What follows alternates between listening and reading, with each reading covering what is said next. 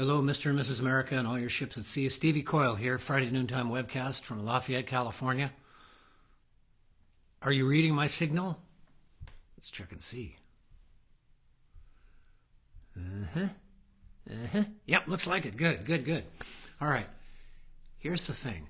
Two Martin guitars in the shop, both D-28s, both from the 1960s, have gone on sale. The Vintage Guide puts these guitars of this era up around $10,000, somewhere between $8,500 and $10,000. One of them is right at $8,500. The other one is at $7,500. What? As the young people say. I'll play them for you.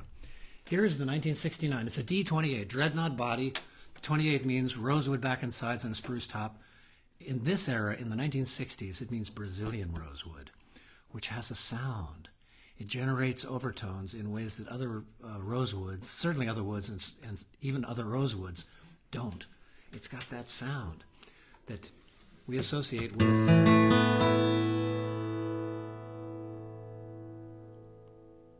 you can hear all the overtones generated by the top, of course, and the back and sides, all kind of swirling around each other, reinforcing and de-enforcing. I just made up a word. The overtones, giving it that nice swirly kind of sound and lots of sustain. That's kind of what you're buying when you get rosewood, is lots of sustain, cathedral-like sound, overtones.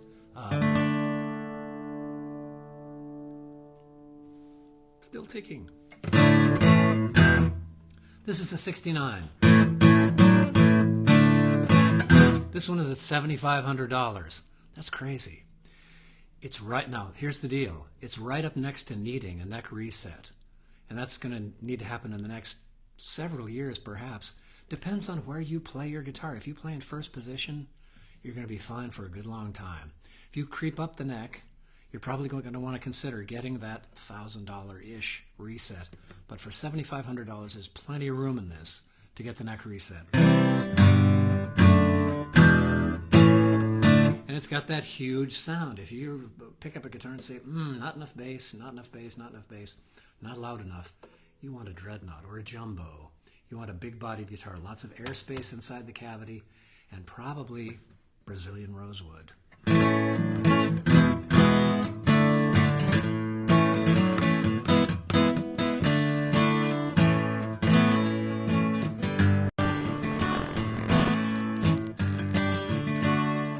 See why you think you belong to me. I never tried to make you think or let you see one thing for yourself, etc.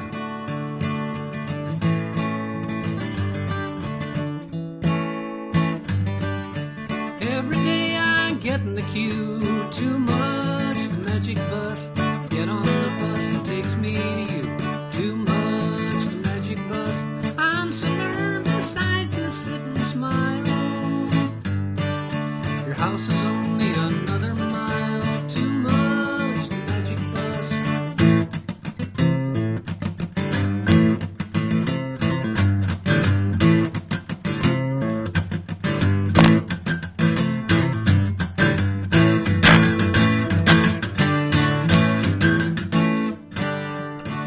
Sorry if I'm overdriving the mic, and I might well be. This is the 1969 Martin D-28. Brazilian rosewood, take a look. I'll do my Carol Merrill here. Sitka spruce top. Played a ton, played by a professional for many, many years. $7,500. It's a lot of money, but for what this is, there's what you pay and there's what you get. And the value at $7,500 is really great. The other one, and I'll move quickly here, from that guitar to this guitar, 1967, also on sale, not $10,000. Sorry, the urge to play big and loud is strong with this one.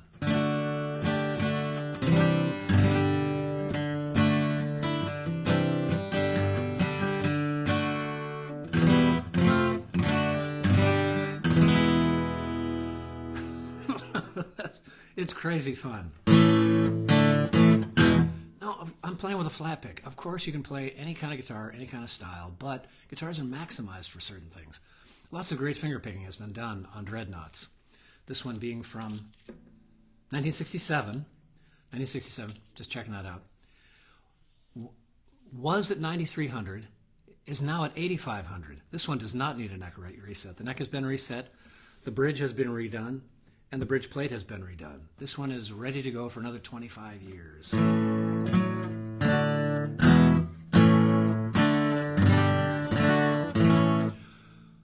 Each one better than the other, to answer your question. Let me see who's here, and I'll continue playing. It's Martin Day here at Mighty Fine Guitars in Lafayette, California. It's January 20-something, 26th, and let's see who's here. Hi, all 12 of you. Come on in.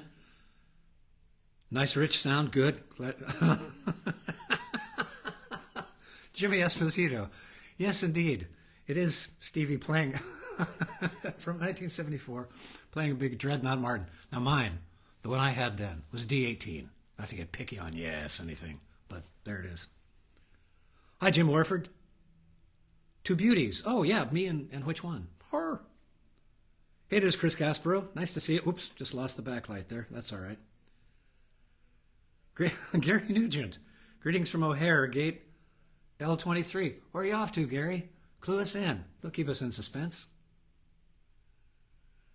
There's Jane. There's Robert. And yes, I had the first good guitar that my folks bought me in high school was a Martin. It was a D-18, which had mahogany back and sides, distinctly different sound from rosewood back and sides. And at the time, this guitar would have been in the late 60s, early 70s. I don't know, $500 maybe? It's different now. That's the thing about buying Martins. The Vintage Guide, I'm pointing over there because I have 3 issues of the Vintage Guide that comes out every year. Each year, Martins in the 1960s have gone up between $750 and $1,000 all by themselves. That's what happens when you buy a Martin. It really is kind of an investment. And Martins are always going to be in demand, especially Martins from the 60s and earlier, certainly. But vintage Martins, there aren't going to be any more of them made. They do the reissues, but that's very different. These are real live Martins from the 60s, full of all that mojo, full of mojos in there.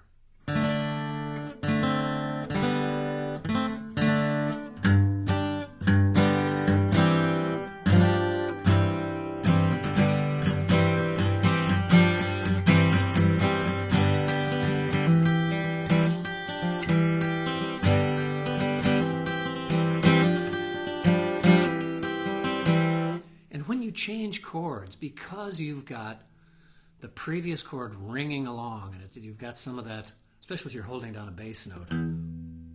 You've got notes ringing along and other staying the same and keeping on generating. It's a generant nightmare. Still generating their fundamental and overtones, and then the new chords coming in underneath them. You get this big sound, this big, as if you were sitting in the stairwell of an 11-story dorm in college that was all concrete.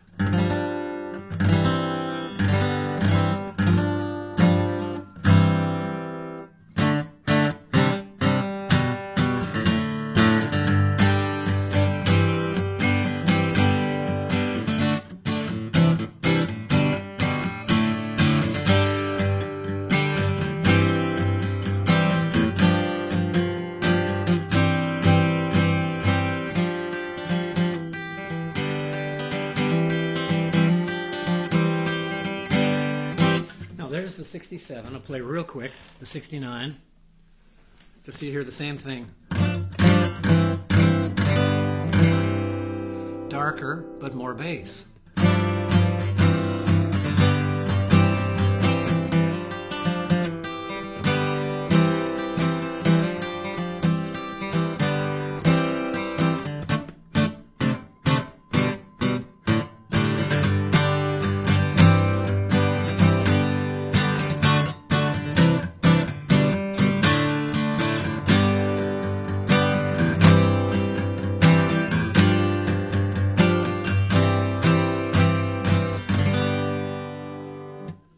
they really are each more fabulous than the other for different reasons. This one's got bigger bass. That one's got more sparkle. They're both huge.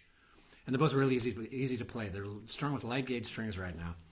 Some folks, in fact a lot of folks, the bluegrassers amongst you, would no doubt string this with medium gauge strings. I've got light gauge strings on both of these guitars, and they still activate like crazy. There's an interesting, while I think of it, there's an interesting Rick Beato video. Are you hip to Rick Beato? It looks like Beato. Flat on my Ceto, Hero Hito Blues. Rick Beato has a video out fairly recently, recent to me, where he talks about string gauges for electric guitars primarily. But he sort of does a blind taste test with a bunch of other online YouTube influencers, and they all end up agreeing that lighter gauge strings sound better. It really depends on the top. It's an individual thing. Saying blanketly, another word I invented, blanketly, that heavier gauge strings give you better sound on a big-bodied guitar. Don't know about that. Depends upon how much pull is put on the top of the guitar and how much flex there is left in the guitar, how much native flex. And that's where you have to find when you're playing that point where the guitar really activates, and then do a little experimentation and see where, if and where the guitar blows up and starts rattling or starts buzzing or something bad sounding happens. But there's that point where the pressure of the strings pulling up on the top, which is what is making the sound of the guitar after all, and the flex that is left in the top after that balance out. These two happen to be, and I'm saying these two happen to be really great sounding examples of Dreadnoughts. I get to be, lucky me, I get to be really picky about the guitars that come in here. And you probably heard me say before that Martin Dreadnoughts sometimes weren't so very great. The soul of euphemism here. In the 1970s, because they forgot that the jigs they were using to place the bridge, various things they were using, wooden tools, were wearing. And a bunch of the bridges got put on in the wrong places. And boy, I see those blue cases from the 1970s come in. Blue Martin cases, the Steal Me case that said Martin on the outside. Steal Me. I see those come in and I think, oh, I'm going to have to be that guy on Antiques Roadshow that says, take it home and enjoy it with your family, but it's not what you think it is, and I can't help you with it, because it would take too much work to get the guitar back to intonating properly. Sometimes, on the other hand, I get to be that guy on Antiques Roadshow who gets to say, holy smokes, do you have any idea what you've got here? And these are both in that category. 60s Martins, Brazilian rosewood, rare and getting rarer and wonderful and getting more and more valuable every year, both on sale here at Mighty Fine Guitars in Lafayette, California. Hit me up on email, stevie@mightyfineguitars.com. Here on Facebook, I'll post this video once it goes all the way up to Facebook. I'll post this over to Instagram as well. There's a YouTube channel, Stevie Coyle Music, where you can see lots of these reviews just stacked up right there in steviecoylemusic.com land. And this will go up later this afternoon. This video will go up later on this afternoon. Do feel free to spread the word if you know somebody that's looking for a big-bodied guitar. Now, both of these guitars are big. What makes a Dreadnought big is not only the take that thing off. Not only the width of the lower bout, but the waist of the guitar. How high does it sit on your lap? Now, if you stand to play, it doesn't matter. Emmylou Harris is not a big person. She plays giant guitars because she always stands to play. So it all depends on that. The first consideration I always say is the guitar comfortable? So this guitar is not going to be for everybody. But if you just have to have that big bass and volume, which is what Dreadnoughts were designed for.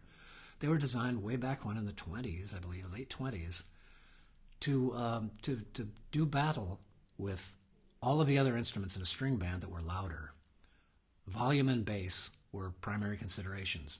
Banjo is louder, mandolin is louder, fiddle is louder. The bass may be quieter, depends on where you're sitting in the room.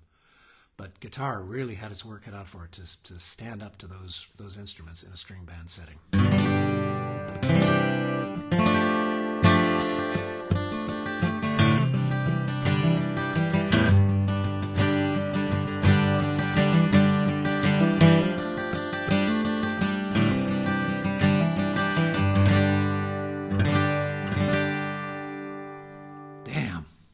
Big, big, big. One more hit on this, and then I'll let you go. Thanks for tuning in, folks. Stevie Coyle here, Mighty Fine Guitars, Lafayette, California. 2 Dreadnoughts, both on sale. Two Dreadnoughts, Martin Dreadnoughts, and I should say from the 1960s, meaning Brazilian rosewood. They're D-28s. Dreadnought, D stands for Dreadnought, the biggest body. The 28 indicates the composition of the woods on the guitar. An 18 would be a mahogany-backed guitar. 28 and thereon up are pretty much depending on the model, and certainly in this era means a rosewood back and sides.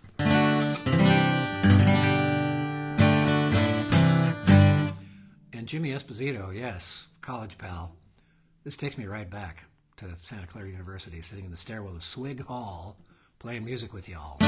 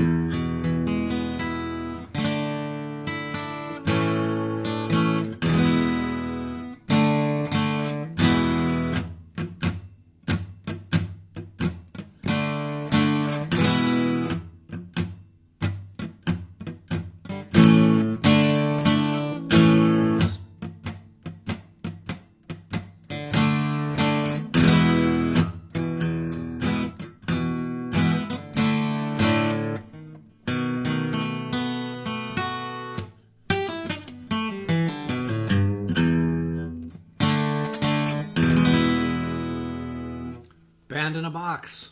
Band in a wooden box. There it is, folks. If you got comments or questions, post them down below here so I can let you all go and then answer the questions offline. Stevie Coyle here, Mighty Fine Guitars, Lafayette, California. Thanks for tuning into the Friday Noontime webcast. Do feel free to pass these along. Pass these videos along to friends you think might be interested. Use that share button down below there. And God knows what's going to walk in the door next week, but I'll feature it for you here on the Friday Noontime webcast. Stevie Coyle here, signing off. Down the road, everybody. Dum, bum, bum, dum, dum.